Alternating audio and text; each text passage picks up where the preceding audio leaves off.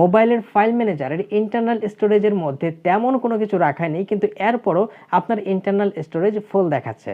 For example, আপনার internal storage হয়তো 16 GB এবং আপনার হিসেব অনুযায়ী আপনার এই ইন্টারনাল স্টোরেজের মধ্যে ফাইল, ফটোজ সব মিলিয়ে 2 GB বেশি কোনো কিছু থাকার কথা না, কিন্তু এরপরও 14-15 GB পর্যন্ত ফুল দেখাচ্ছে। তাহলে এত বাড়তি স্পেস কিভাবে দখল হয়ে গেল? বন্ধুরা, আপনারা যারা স্মার্টফোন ব্যবহার করেন অথচ এই সমস্যাটি এখনও ফেস করেননি, এরকম মানুষ একজনও হয়তো খুঁজে পাওয়া যাবে না। তাই আজকের এই ভিডিওতে আমি আপনাদেরকে দেখাবো কিভাবে আপনারা এই সমস্যাটি থেকে বেরিয়ে আসতে পারেন। শুরুতেই ভিডিওটাতে একটি লাইক করে দিন এবং আপনারা যারা আজকে আমার এই চ্যানেলে নতুন আছেন তারা যে ভিডিওর নিচে এই পাশে লাল সাবস্ক্রাইব বাটনটাতে ক্লিক করে সাদা করে দিন এবং পাশে থাকা বেল আইকনের অল এনেবল করে দিন। আর যদি আগে থেকেই সাবস্ক্রাইবার হয়ে থাকেন তাহলে থ্যাংক ইউ সো মাচ। বন্ধুরা, আমরা সরাসরি মূল টপিকে ঢুকে পড়ছি। এর আগেই বলছিলাম যে ফর এক্সাম্পল, আপনার মোবাইলের মধ্যে হয়তো ইন্টারনাল স্টোরেজ আছে 16 GB এবং আপনার হিসেব অনুযায়ী ফাইল, ফটোজ সব মিলিয়ে 2 GB উপরে কোনো কিছু থাকার কথা না, কিন্তু এরপরও এই ইন্টারনাল স্টোরেজ 14-15 GB পর্যন্ত ফুল দেখাচ্ছে। তাহলে এত বাড়তি স্পেস কিভাবে দখল হয়ে গেল? শুরুতেই আপনার যে জিনিসটি জেনে রাখা উচিত সেটি হচ্ছে আপনার মোবাইলটি রান করার জন্য যে অপারেটিং সিস্টেমটা প্রয়োজন হচ্ছে, অ্যান্ড্রয়েড অপারেটিং সিস্টেম হোক আর আইফোন অপারেটিং সিস্টেম হোক, একটা সুনির্দিষ্ট অপারেটিং সিস্টেম কিন্তু আপনার মোবাইলটা রান করার জন্য প্রয়োজন হচ্ছে। এই অপারেটিং সিস্টেমও কিন্তু নির্দিষ্ট কিছু পরিমাণ জায়গা দখল করে নিচ্ছে, যেই জায়গাটি আপনার ইন্টারনাল স্টোরেজ থেকে নেওয়া হচ্ছে। তো এর জন্য আপনার এই 16 GB ইন্টারনাল স্টোরেজ কিন্তু পুরোটাই আপনি ব্যবহার করতে পারবেন না। তার মধ্যে 1.5 GB বা 2 GB পর্যন্ত ইন্টারনাল স্টোরেজ আপনার এই অপারেটিং সিস্টেম দখল করে নিচ্ছে। এরপরও এত বেশি স্পেস দখল হওয়ার কথা না, কিন্তু এরপরে এত বেশি স্পেস কেন ফুল দেখাচ্ছে? এবার বলি আরেকটি কথা, আপনার মোবাইলের মধ্যে যে অ্যাপ্লিকেশনগুলো আপনি ইনস্টল করে রেখেছেন এই অ্যাপ্লিকেশনগুলোও কিন্তু আপনার ইন্টারনাল স্টোরেজের মধ্যে জায়গা করে নিচ্ছে। তো এই জন্যই কিন্তু আপনার ইন্টারনাল স্টোরেজের মধ্যে আপনি দেখতে পাচ্ছেন যে 2 GB উপর কোনো কিছু থাকার কথা না, কিন্তু এরপরও এত বেশি পরিমাণ ইন্টারনাল স্টোরেজ কিন্তু ফুল হয়ে আছে। এই সমস্যা থেকে বেরিয়ে আসার উপায় হচ্ছে আপনি যখন কোনো হ্যান্ডসেট কিনবেন তখন একটু দেখে কিনবেন যেন আপনার হ্যান্ডসেটের ইন্টারনাল স্টোরেজের পরিমাণ একটু বেশি হয়। হ্যাঁ, আপনি হয়তো ভাবছেন যে ইন্টারনাল স্টোরেজ কম হলে তো ব্যাপার না, কেননা আমি তো একটা এক্সট্রা এসডি কার্ড ব্যবহার করব যেটার পরিমাণ অনেক বেশি থাকবে। কিন্তু এরপরও আপনার মোবাইলে যে অ্যাপ্লিকেশনগুলো আপনি ইনস্টল করবেন সেটা কিন্তু আপনার এক্সটার্নাল মেমোরি কার্ডের মধ্যে কিছুতেই সেভ হবে না, বরং সেটি কিন্তু বাই ডিফল্ট আপনার ইন্টারনাল স্টোরেজের মধ্যেই জায়গা করে নেবে। তাই আপনার উচিত হবে আপনি যখন কোনো হ্যান্ডসেট কিনবেন একটু বেশি ইন্টারনাল স্টোরেজ যেন সেই হ্যান্ডসেটের মধ্যে থাকে, এই বিষয়টি একটু দেখে নেবেন। এখন এটা তো গেল যারা হ্যান্ডসেট কিনবেন বা কেনার কথা ভাবছেন তাদের সলিউশনের কথা। এখন যারা অলরেডি কিনে ফেলেছেন তাদের প্রবলেমের সলিউশন কোথায়? হ্যাঁ, তাদের প্রবলেমের সলিউশনের ব্যাপারটাতেও আসছে। বন্ধুরা, আপনারা যারা মোবাইলের মধ্যে বিভিন্ন ধরনের অ্যাপ্লিকেশন ইনস্টল করে রাখেন, হয়তো আপনার বিভিন্ন সময় কোনো একটা অ্যাপ্লিকেশন ভালো লেগেছে, আপনি মোবাইলের মধ্যে ইনস্টল করেছেন, পরবর্তীতে সেই অ্যাপ্লিকেশনটা প্রয়োজন হয়নি কিন্তু সেটা আপনার মোবাইলের মধ্যে ইনস্টল করাই আছে। এই ধরনের অনেক বাড়তি অ্যাপ্লিকেশন হয়তো আপনার মোবাইলের মধ্যে ইনস্টল করা থাকতে পারে। যদি থাকে তাহলে এক্ষুনি সেই সমস্ত অ্যাপ্লিকেশনগুলো আপনার মোবাইল থেকে আনইনস্টল করে দিন।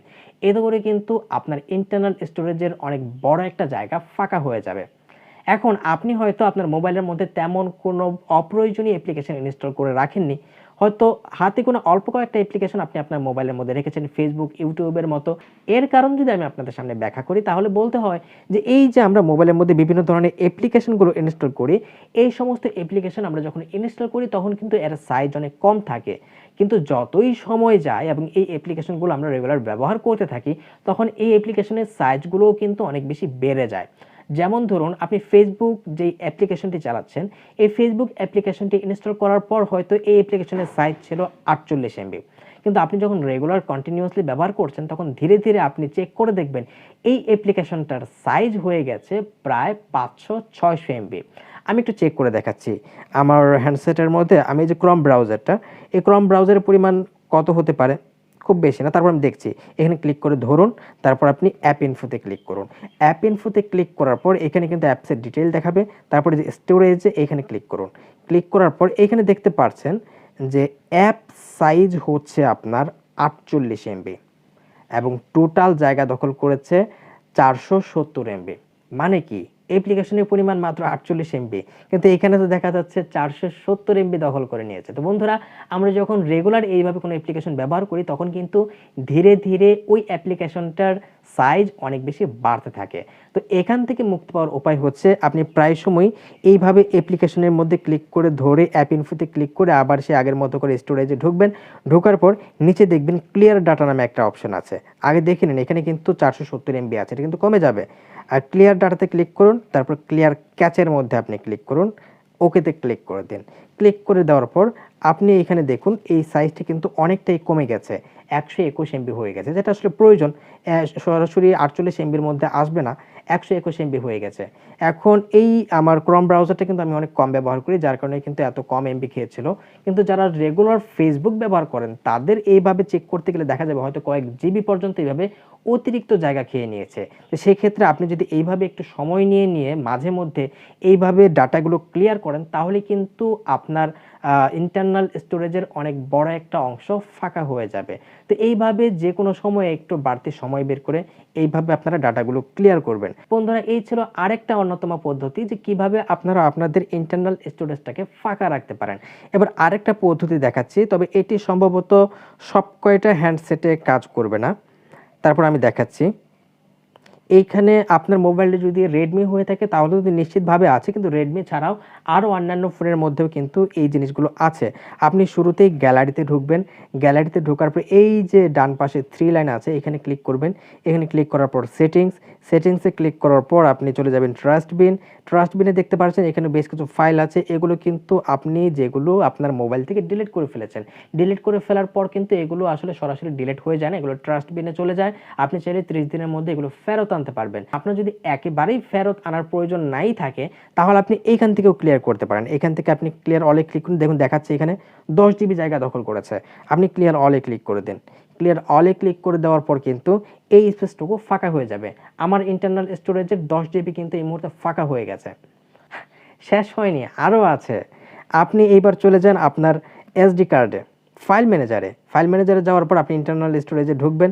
ঢোকার পর এইখানে দেখুন MIUI আছে। এই ফোল্ডারটা সাধারণত রেডমি ফোনে থাকে।